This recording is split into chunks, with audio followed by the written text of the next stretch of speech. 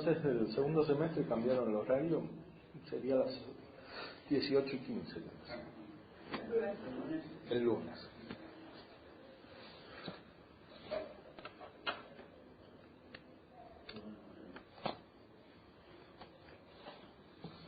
Muy bien. Bueno.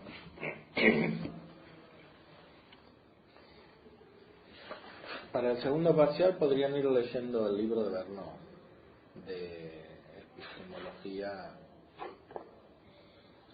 y teoría del conocimiento, ¿no? Para por lo menos completar algunas nociones que aquí no hemos desarrollado.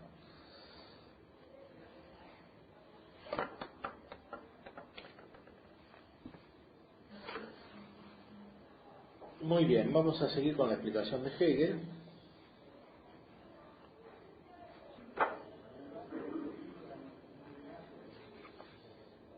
Ahora vamos a ir al final de la ciencia de la lógica, la doctrina del concepto. Recordemos que para Hegel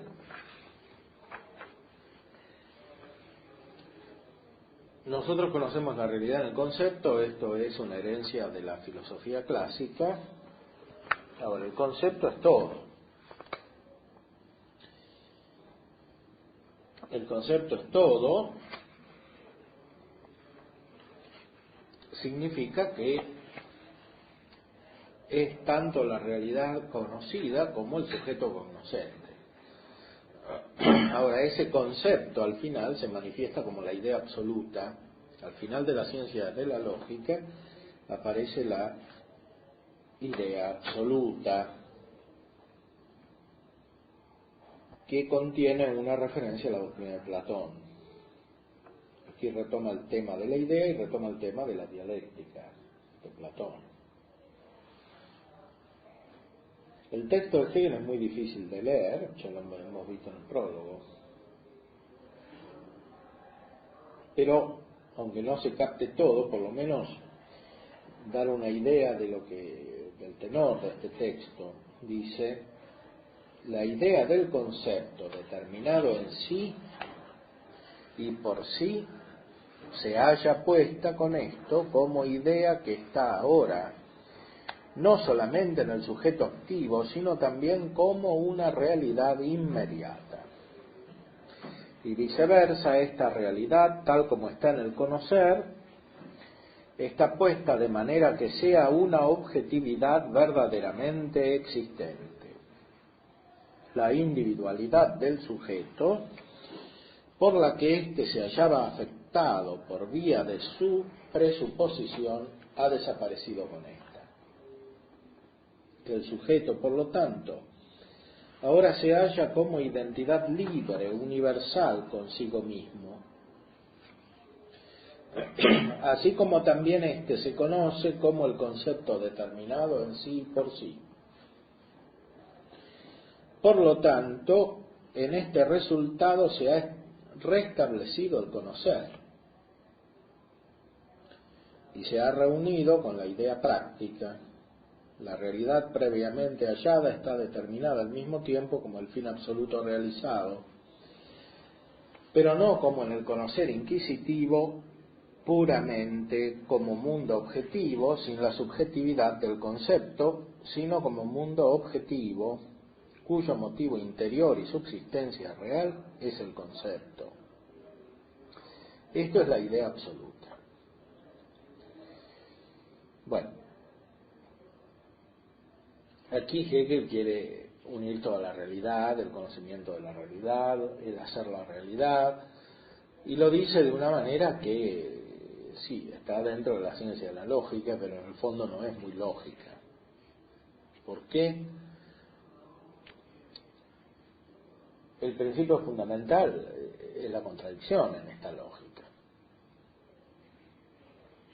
O sea, no hay que dejarse impresionar por el texto de Hegel, que es enorme, toda la ciencia de la lógica, está toda hecha con este lenguaje.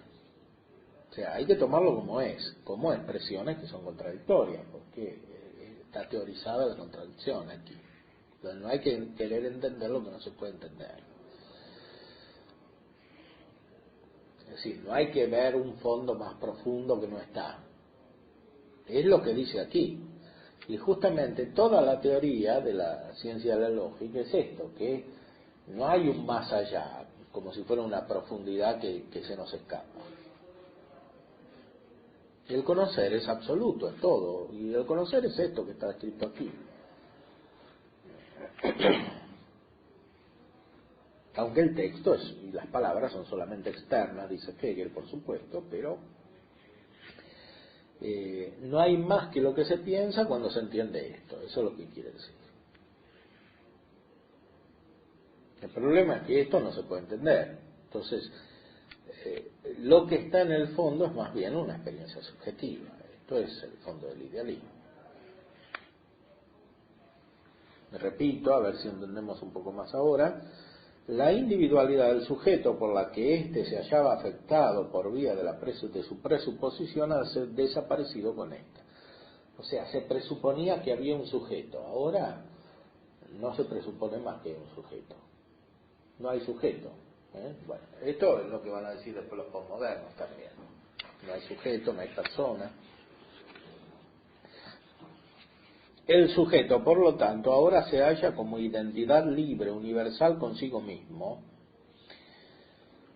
para la cual la objetividad del concepto representa una objetividad dada, presente de inmediato para el sujeto mismo, así como también éste se conoce como el concepto determinado en sí y por sí. O sea, aquí se une el objeto con el sujeto. El objeto y el sujeto, ¿qué son? Son la idea.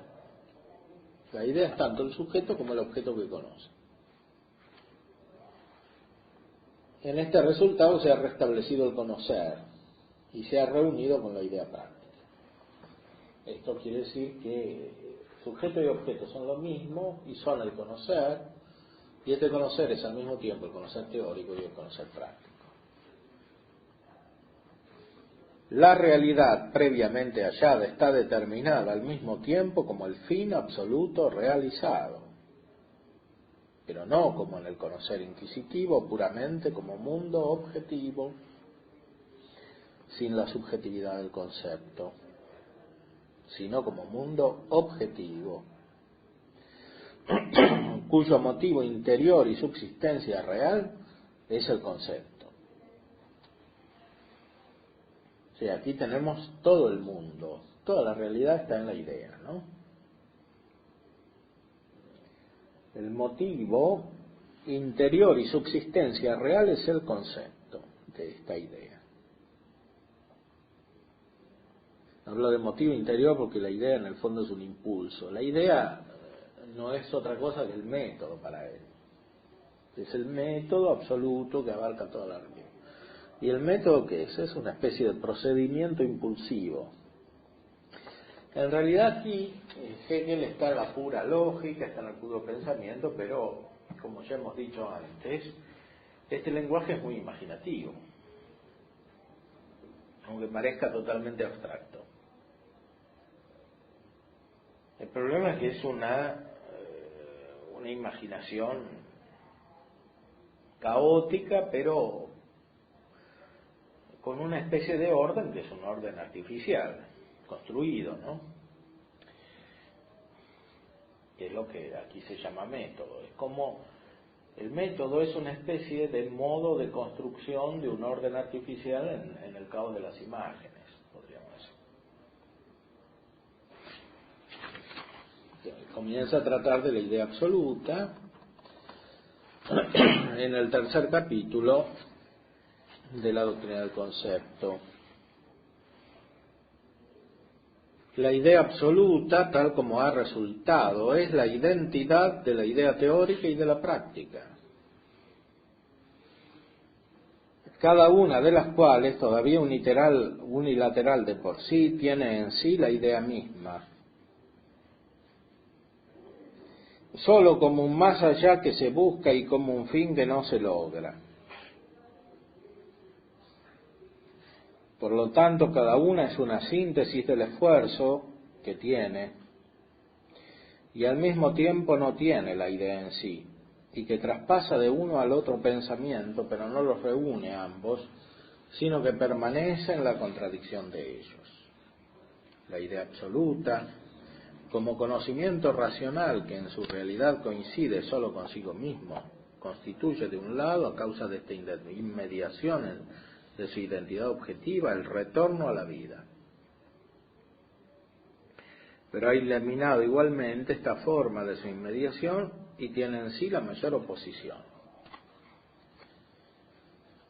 O sea, es vida, y esta vida está constituida por una especie de lucha, de oposición. Ahora, detrás de esta palabra vida está la concepción metafísica de Aristóteles, que él reinterpreta totalmente. O sea, retoma los temas de Aristóteles y de Platón también. Aquí, sobre todo aquí al final, pero los reinterpreta, porque Aristóteles dice en el libro 12 de la Metafísica que Dios es vida. Aquí él reemplaza a Dios por la idea absoluta y dice que esta idea es vida, pero es una vida distinta de como está en Aristóteles, que es acto puro en Aristóteles, es el ser, la vida es el ser de los vivientes. Para Hegel este ser sería algo vacío. Entonces lo propio de la vida es la oposición, que es lo que se manifiesta en la dialéctica.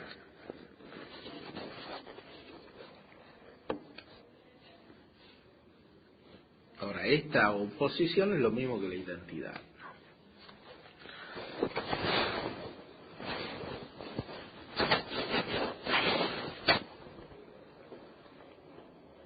El concepto no es solamente alma, sino libre concepto subjetivo, existente por sí, por ende tiene la personalidad. Ahora, cuando aquí habla de personalidad, no es la persona. Es algo impersonal en el fondo, esta personalidad.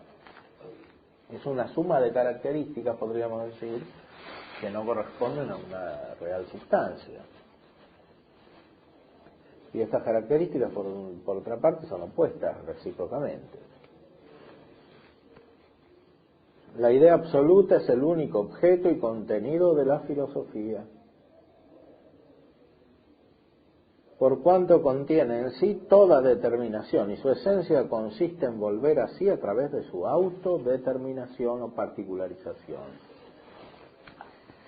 Tiene diferentes configuraciones, y la tarea de la filosofía es reconocerla en estas.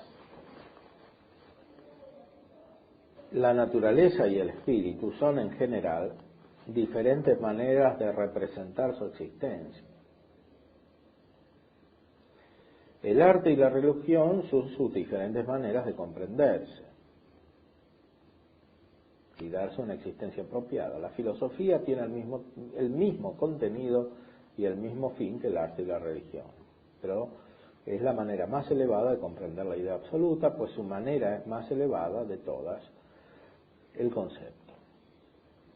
Por supuesto, esto es el racionalismo.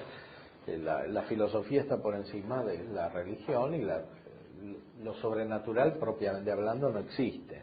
O sea, está comprendido por la filosofía.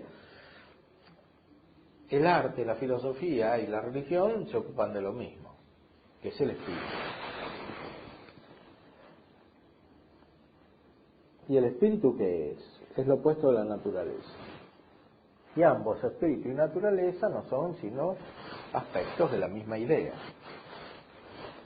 O sea, no hay un Dios creador que crea un mundo que es distinto de Dios, y no hay un espíritu que sea distinto del mundo y que sea distinto de Dios. Es toda la misma realidad, que tiene lados diferentes que son opuestos recíprocamente. Ahora, esto propiamente hablando no se puede pensar, se puede hasta cierto punto imaginar.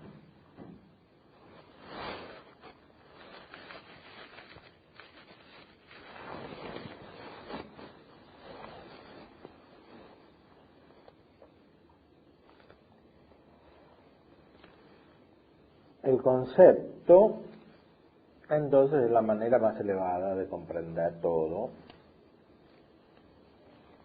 y es propio de la filosofía.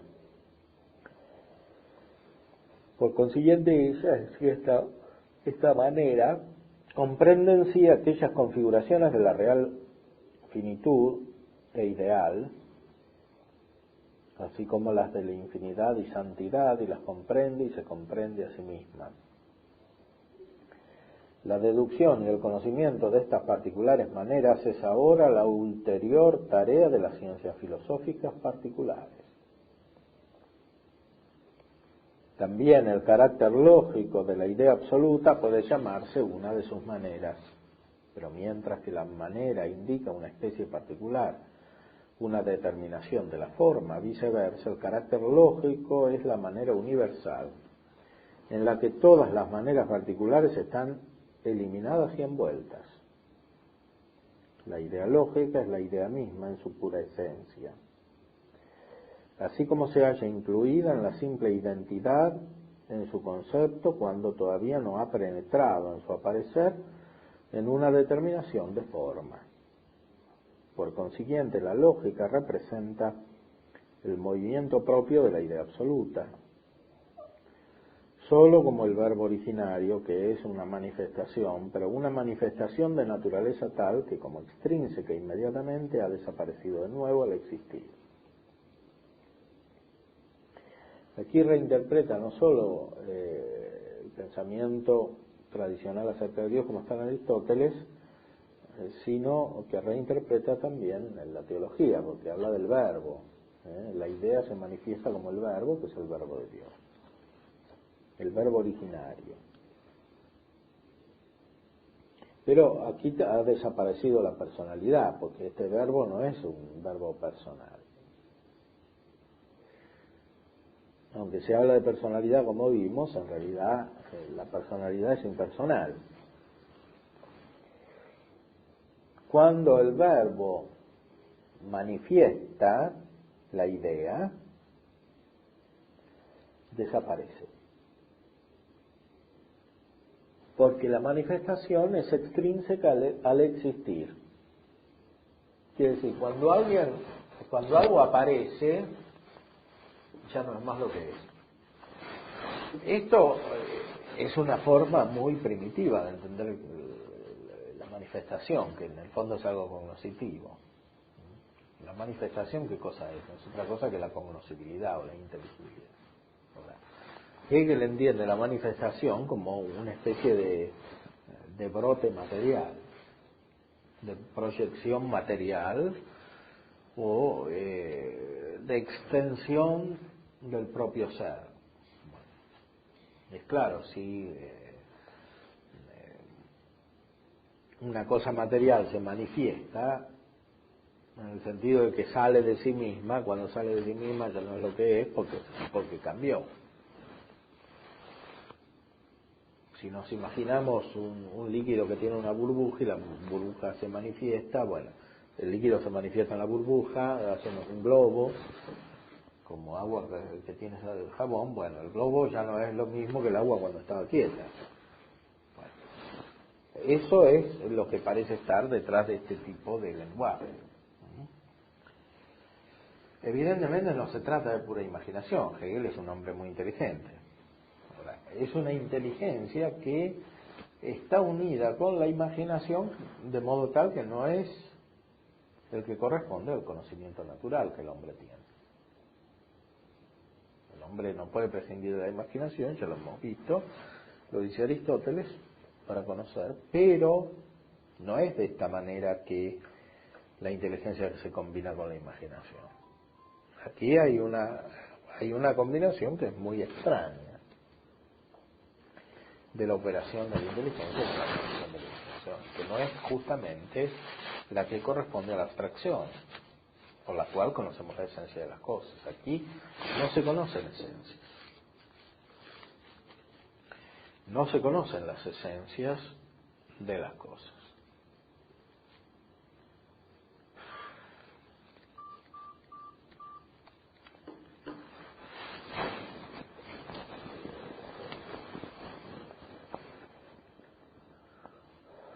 Por lo tanto, la idea existe solo en esta su propia determinación de entenderse.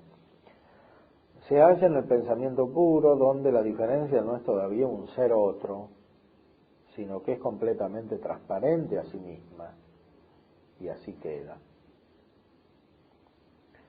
La idea lógica tiene así como contenido a sí misma, como forma infinita, la forma que por lo tanto constituye lo contrapuesto al contenido,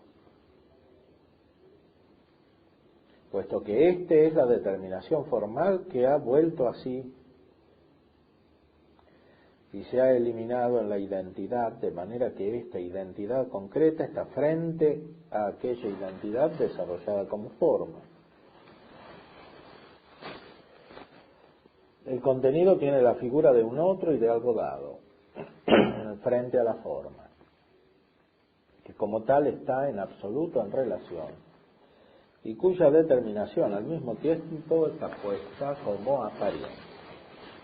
La idea absoluta misma tiene con más exactitud solo lo siguiente como su contenido, que la determinación formal es su propia totalidad completa. Esto es el concepto puro. O sea, la idea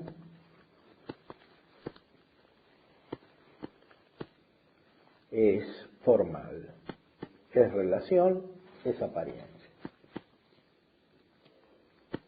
El método es un método formal de formular el pensamiento, quiere decir. ¿Y en qué consiste este método? En que el pensamiento aparece. El concepto puro, en el fondo, como aparecerá más adelante, es el método. Continúa la determinación de la idea, y todo el curso de esta determinación ha venido a constituir así el objeto de la ciencia lógica, de cuyo curso ha surgido por sí la idea absoluta misma. Pero por sí ésta se ha mostrado de la manera siguiente, que su determinación no tiene la figura de un contenido, sino que está en absoluto como forma, y que de acuerdo con esto la idea está como la idea absolutamente universal. Por lo tanto, lo que hay que considerar todavía aquí no es un contenido como tal, sino lo universal de la forma del contenido, es decir, el método. O sea, la idea absoluta es método, no hay nada en la idea absoluta, no hay contenido. En ese sentido es vacía esta idea absoluta. Por otra parte, aquí también tenemos una imagen, ¿no? Hablar de forma y contenido. La palabra contenido es corresponde a una imagen muy elemental, ¿no? Porque un líquido es contenido en un recipiente. Lo inteligible es manifestado como contenido. Ya el hecho de que se hable de contenido manifiesta la primacía de lo formal, porque no importa qué contenido es. Lo que importa es que es contenido, que está dentro. ¿Dentro de qué? De la forma, que es un símbolo también muy elemental de una especie de proceso lógico, de razonamiento. Ahora, cuando uno analiza a fondo, el proceso lógico descubre que no hay ningún contenido detrás del proceso lógico, que todo es el proceso lógico. Según Hegel, Kant pensaba que hay un contenido, en realidad que sería la cosa en sí. En realidad no hay ningún contenido. Todo es la forma. Y la forma, por supuesto, aquí la palabra forma no es lo mismo que en Aristóteles. La forma es la formalidad, es el desarrollo del razonamiento, que tampoco es el razonamiento de Aristóteles, por supuesto. Él lo reinterpreta, el razonamiento de Aristóteles, porque está todo basado sobre la contradicción. El razonamiento de Hegel. En Aristóteles el razonamiento está basado en la no contradicción.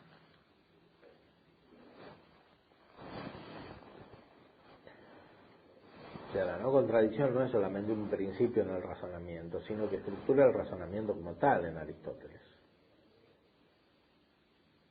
El método puede, primeramente, aparecer como la simple manera y forma de conocer, Y en efecto tiene la naturaleza de esta manera.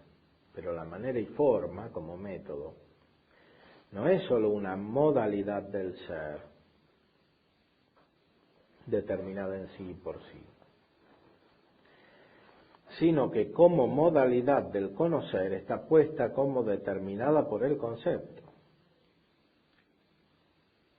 Y como la forma, por ser esta el alma de toda objetividad y por cuanto todo contenido determinado de cualquier modo tiene su verdad solo en la forma.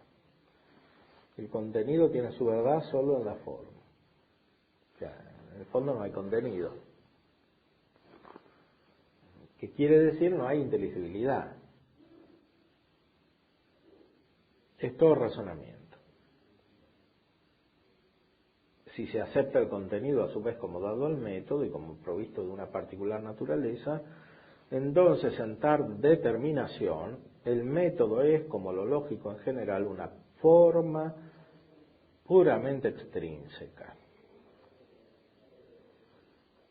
Sin embargo, en contra de esto no sólo puede apelarse al concepto fundamental de lo lógico, sino que todo el curso de este, donde se han presentado todas las configuraciones de un dado contenido y de los objetos, ha mostrado su traspaso y su falta de verdad. Y lejos de poder un objeto dado ser la base con que se relacionaría la forma absoluta, solo como determinación extrínseca y accidental, esta forma misma se ha mostrado más bien como la base absoluta y la supuesta verdad. El método ha surgido de esto como el concepto que se conoce a sí mismo, que tiene por objeto a sí mismo, como lo absoluto, ya sea subjetivo, ya sea objetivo, y por lo tanto como el puro corresponderse del concepto y de su realidad, es decir, como una existencia que es el concepto mismo. Aquí lo dice claramente. O sea, lo que dijo Aristóteles en realidad es el método. El método ha surgido de esto como el concepto que se conoce a sí mismo, que tiene por objeto a sí mismo. O sea, el sujeto, el objeto y la realidad misma, ¿qué son? El método. ¿El método de qué? Del pensamiento. El pensamiento no es otra cosa que su propio método. El método ha surgido de esto como el concepto que se conoce a sí mismo, que tiene por objeto a sí mismo, como lo absoluto, ya sea subjetivo, ya sea objetivo. Por lo tanto, como el puro corresponderse del concepto y de su realidad, es decir, como una existencia que es el concepto mismo. El método es el concepto que existe, ¿no? Más aún que es la existencia. Por lo tanto, lo que aquí tiene que considerarse como método es solo el movimiento del concepto mismo. ¿Qué es el método? Movimiento. Ahora, este movimiento en realidad no es movimiento, porque es más bien la coincidencia de los opuestos, como hemos visto. Es que el ser es la nada, y la nada es el ser. Son lo mismo. A eso Hegel lo llama movimiento. Pero, aún suponiendo que eso pudiese ser real, no alcanza para hacer movimiento. Si son lo mismo, no se mueve nada. Por consiguiente, el método tiene que ser reconocido como la manera ilimitada, universal, interna y externa, y como la fuerza absolutamente infinita a la que ningún objeto, mientras se presente como exterior, alejado de la razón e independiente de ella, podría ofrecer resistencia. Esto es conservar frente a ella una naturaleza particular y recusarse de ser compenetrado por ella. Por eso el método es el alma y la sustancia, y cualquier cosa es concebida y conocida en su verdad solo cuando está totalmente sometida al método. Este es el método propio de cada cosa, porque su actividad es el concepto. O sea, ¿qué es lo que hay en la realidad? Hay una fuerza que se mueve. Y eso es el método. Esa fuerza es actividad. Que se crea a sí misma, podremos decir. Se determina a sí misma. Todo está sometido al método, a esta fuerza. Esto es también el más verdadero sentido de su universalidad. Según la universalidad de la reflexión, el método se considera solo como el método para todo. Todo está sometido al método. Y todo es el método, no hay otra cosa.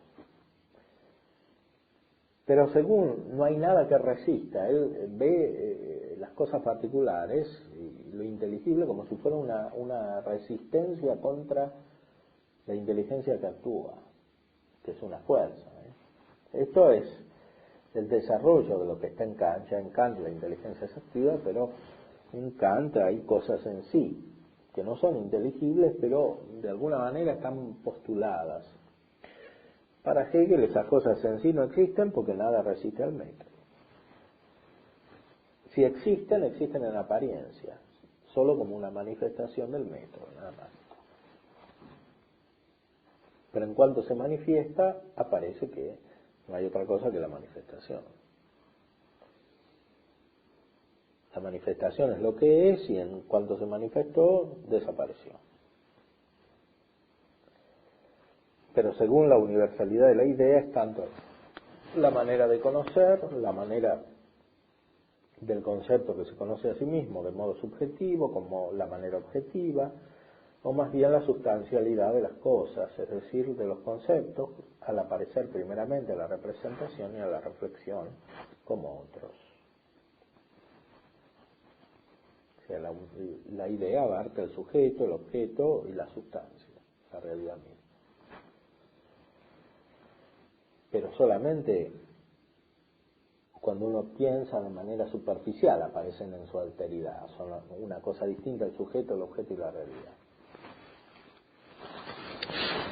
Cuando uno piensa de manera, por decir así, profunda, que quiere decir cuando uno piensa del todo, entonces aparece que no son distintas estas cosas, son la misma realidad. Muy bien, vamos a terminar.